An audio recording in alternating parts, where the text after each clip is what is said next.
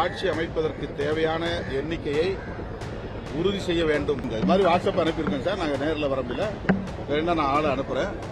உங்கள் ஆதரவு எங்களுக்கு தேவைன்னு சொன்னார். நான் கூட்டம் முடிந்த பிறகு பத்திரிகையாளர்களை அழைத்து முறைப்படி எங்கள் நிலைப்பாட்டை சொல்லுவோம். ஆனால் இடதுசாரி கட்சிகள் சிபிஐ, சிபிஎம் தலா 2 சட்டமன்ற உறுப்பினர்களை கொண்டிருக்கிற நிலையில் அவர்கள் மாநில குழுவிலே எடுக்கிற முடிவையும் அறிந்துதான் எங்கள் முடிவை நாங்கள் அறிவிக்க முடிவெடுத்திருக்கிறோம்.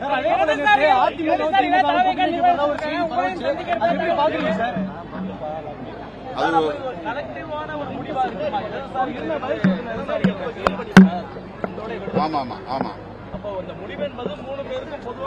3 பேரும் சேர்ந்துதான் ஒரு முடிவு எடுக்கும். ஒருமித்த கருத்தின் அடிப்படையில் ஒரு முடிவு எடுக்கும்.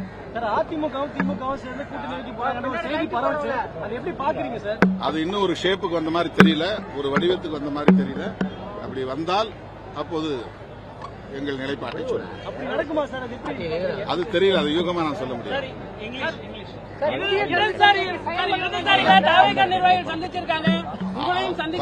தமிழக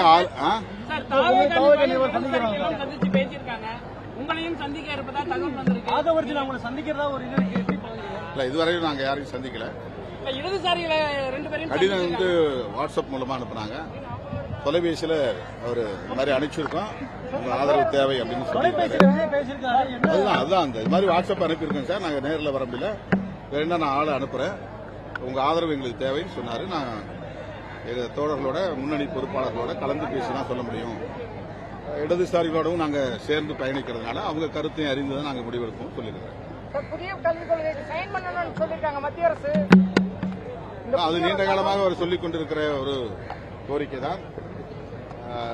கடந்த 5 ஆண்டுகளில் திமுக அரசு அதற்கு உடன்படவில்லை. இப்போது புதிய அரசு இன்னும் அமையாத சூழலில் தலைமைச் செயலாளருக்கு அந்த அறிக்கை அனுப்பப்பட்டிருப்பதாக தெரிகிறது. புதிய அரசு அமைவதற்கு முன்பு அந்த முடிவை எடுக்கப் போகிறார்களா என்று தெரியவில்லை. புதிய அரசு வந்து என்ன செய்ய போகிறது என்றும் பொறுத்திருந்துதான் பார்க்க வேண்டும். ஆளுநர் அவர்களுடைய அணுகுமுறை அதிர்ச்சி அளிப்பதாக இருக்கிறது.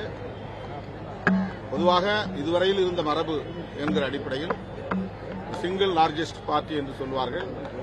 தனி பெரும் கட்சி அதிக இடங்களில் அல்லது கூடுதலான இடங்களில் வெற்றி பெற்ற ஒரு கட்சியை பதவியேற்க அனுமதிப்பது, அதன் பின்னர் சட்டப்பேரவையில் அப்சல்யூட் மெஜாரிட்டி என்று சொல்லப்படக்கூடிய ஆட்சி அமைப்பதற்கு தேவையான எண்ணிக்கையை உறுதி செய்ய வேண்டும். அதாவது அதை 118 இடங்கள் அல்லது எண்ணிக்கை இருக்கிறது என்பதை உறுதி செய்ய வேண்டும் என்ற நடைமுறையைத்தான் பின்பற்றி வந்ததாக நாம் அறிகிறோம். இப்போது 118 பேருடைய ஆதரவு இருக்கிறது என்கிற ஆதாரம் தேவை.